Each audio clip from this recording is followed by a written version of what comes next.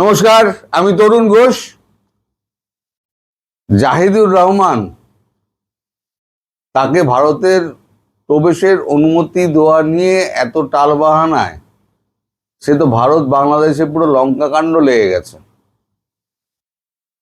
এই যে আমার অনেক জ্যাঠা মশাই আছে, সে জ্যাঠা মশাইরা আমার যদি সামান্যতম ভুল হয় তারা রে রে করে তেড়ে আসেন। আমি কালকে 10টার সময় ভিডিওটা আমি কিন্তু ইউনিভার্সিটি চলে গেছিলাম। আমি বলেই গেছি না, আমি ফার্স্ট টাইম রিপোর্ট যা পেয়েছি আমি তাই বললাম। তারপরেও আমার ওকে লেখা হয়েছে সঠিক তথ্য জেনে পরিবেশন করা উচিত। জ্যাঠা মশাইরা যেটা বলে, আমার জ্যাঠা মশাইরা আমাদের বকাবকি করে শুরু করে দিয়েছে। তা আজকে সঠিক তথ্য নিয়ে বসেছি আমি, যে আমাদের জাহিদুর রহমান তিনি কি ধরনের ব্যক্তিত্ব এবং ভারত তাকে কি চোখে দেখে। আমার বক্তব্য নয়, এটা হচ্ছে আমাদের বিদেশ মন্ত্রকের বক্তব্য। তিনি আদ্যপান্ত ভারত বিরোধী বক্তব্য পেশ করে যান। 2023 সাল থেকে 2026 সাল পর্যন্ত তিনি কতগুলো বক্তব্য এরকম করে তিনি ভিডিও করেছেন। তার ভিডিও তো এখানে তো ব্লক করা আছে ভারতবর্ষে, তার প্রত্যেকটি আমাদের গোয়েন্দা সংস্থার কাছে আছে। এবং শুধু ভিডিও নয়, ওনার সঙ্গে পাকিস্তানি যে সমস্ত আইএসআই এর চর আছে তাদের যে গোপন যোগাযোগ, তারপর ইসলামী হরকাতুল জাহান নাকি একটা অর্গানাইজেশন আছে, তাদের সঙ্গে যোগাযোগ আছে। যত আজে বাজে লোক পাকিস্তানের সন্ত্রাসবাদী যত লোক আছে তাদের সঙ্গে জাহিদুর রহমানের এই সমস্ত কানেকশন। ইনি আবার ডক্টর জাহিদুর রহমান। আরে একটা শিক্ষিত লোকের তো শিক্ষিত বন্ধু হবে, তা আপনার সঙ্গে এই সমস্ত সন্ত্রাসবাদীর যোগ কেন? ছেড়ে দিলাম, সেটা আপনার ব্যক্তিগত ব্যাপার, ছেড়ে দিলাম। সারা দিন রাত যে আপনি ভারতের গোষ্ঠীর তুষ্টি করেন, অথচ আশা করেন ভারত আপনাকে তুষ্ট করবে। আপনি যে থালায় খান সেই থালায় থুতু ফেলার লোক। আপনি যদি ভারতে আসার জন্য, আপনার এত ভারত বিরোধিতা, তাও ভারতে আসার জন্য আপনার লালা ঝরছিল যে ভারতে আমায় যেতেই হবে। কেন? আপনি বলতে পারতেন আমি ভারতকে পছন্দ করি না, যে লোকটার সঙ্গে আমার বিবাদ, আমি সেই লোকটাকে ডেকে তার বাড়িতে আমি যাব? কখনো যাব না। কিন্তু এদের তো চরিত্র বলে কিছু নেই, আত্মসম্মান বলে কিছু নেই। এরা দেশের মানুষকে বোকা বানায়। এগুলো আমার কথা নয়, বিদেশ মন্ত্রক যা দিয়েছে কাগজে আজকে আমি সেটাই পড়ে শোনাচ্ছি আপনাদের, একটাও আমার কথা নয়।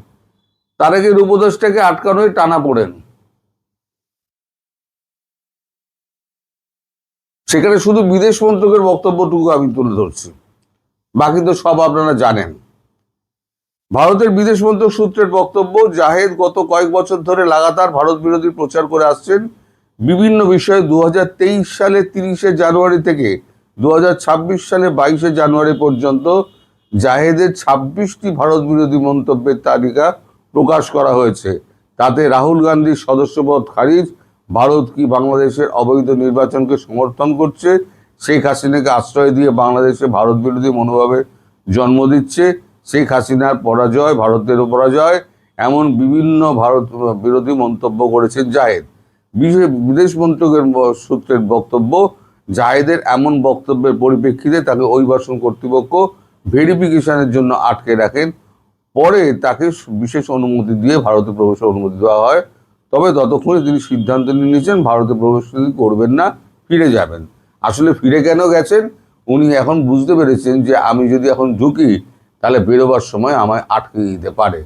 কারণ যখন ও ঘরে যখন ডেকেছে তখনই উনি বুঝে গিয়েছেন যে এবার টেলিফোন নিয়ে আমাকে ক্রস চেক করতে পারে। ওনাকে 2.5 ঘন্টা বসিয়ে রাখা হয়েছিল। রিয়াজ হামিদুল্লাহ কিছু করতে পারেনি। আপনার মতো মানুষের ভারতবর্ষে আসার কি দরকার বসাই? ভারতবর্ষের মানুষ তাদের সঙ্গেই আছে যারা ভারতের সঙ্গে আছে। আর এবার তো আপনি উপদেষ্টা বলে তবু লাস্টে ঢোকার অনুমতি দিয়েছিল, কারণ আপনাকে তখন তো সবুজ এতে ছিল, নীলে, সবুজ নীল আর রেড, মানে সবুজ নীল আর লাল, আপনারটা নীল তালিকায় ছিল, এবার লাল তালিকায় উঠে গেছে। মানে মশাই ঢেড়া পড়ে গেছে, সোজা কথা বলা যায়।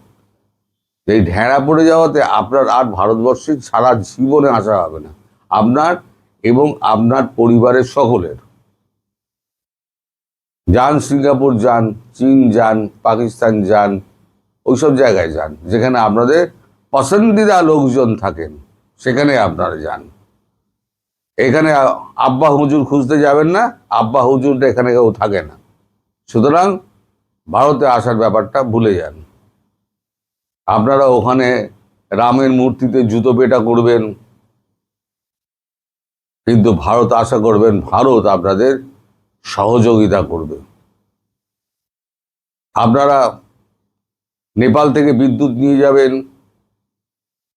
ভারত আপনাকে চাইলেই সহযোগিতা করে দেবে। আর এইটুকু বুদ্ধি নেই, বিদ্যুৎ দপ্তরে একটা লোকের সঙ্গে কথা বলুন না। আমি তো কথা বলে আপনাকে বলছি, আমিও জানতাম না। আমাদের 40,000 মেগাওয়াটের আমাদের লাইনটা আছে, বিভিন্ন ট্রান্সফরমারে যাওয়ার জন্য বা গ্রিডে যাওয়ার জন্য বিভিন্ন লাইন থাকে, কোনোটা 60,000 মেগাওয়াট, কোনোটা 40,000 মেগাওয়াট, কোনোটা 70,000 মেগাওয়াট, কোনো 150,000, 35,000 অব্দি আছে, মানে তারের সাইজ অনুযায়ী। তো ওখান থেকে ভারতেরও বিদ্যুৎ আসে, নেপাল থেকে আমরা কিনি, কারণ নেপালকে আমরা সাহায্য করি বিদ্যুৎ উৎপাদনে, আমরা কিন্তু স্বয়ংনির্ভর, তবু নেপালকে আমরা সাহায্য করি, সেই বিদ্যুৎ এদিক ওদিক আমরা বিক্রি করে দিই। কারণ নেপাল থেকে বিদ্যুৎ বিক্রি করা সহজ নয়, ভারত হয়ে যাওয়াটা অনেক সহজ। এত সম্পর্কের ওঠানামা হয়, কিন্তু ভারত কিন্তু কাউকে ডিস্টার্ব করে না, আপনাদেরকে এখনো ডিস্টার্ব করেনি, এবার করবে, এবার করবে। সেগুলো হবে আপনাদের জন্য। এখন 40,000 মেগাওয়াটের লাইন দিয়ে যে 60,000 মেগাওয়াটের বিদ্যুৎ যাবে না, সেই বুদ্ধিটা যে কজনের বাংলাদেশের কজনের আছে, সে নিয়েও তো আমার যথেষ্ট সন্দেহ রয়েছে। এটা তো বিন্দুমাত্র খোঁজ খবর নেয় না যে প্রত্যেকটা জিনিসের একটা মাপ থাকে, এই মাপের ওপরে দেওয়া যাবে না। এইখানে গ্রিডটাকে অফ করে দিল, বাংলাদেশের গ্রিডটাকে অন করে দিল, 40,000 দিয়ে দিল। যখন 40,000 কমপ্লিট হয়ে গেল, তখন বাংলাদেশের গ্রিড অফ করে দিল, ভারতের গ্রিডটা অন করে দিল। এই তো হচ্ছে সিম্পল ব্যাপার। ভারত ইচ্ছে করে দিল না। আরে ব্যাপারটা জানুন আপনারা, আধা জেনে আপনারা এমন তুলকালাম শুরু করে দেবেন না সবসময় আর কি। ভারত বিরোধীটা গন্ধ পেলেই হলো, সে রামের জুতো পেটা করো রামকে, আর ভারত বিদ্যুৎ দিল না তাও করো, শেখ হাসিনা কেন রেখেছে তাও করো, আপনার দেশের নির্বাচনে ভারত নাক গলায় সেটা করো।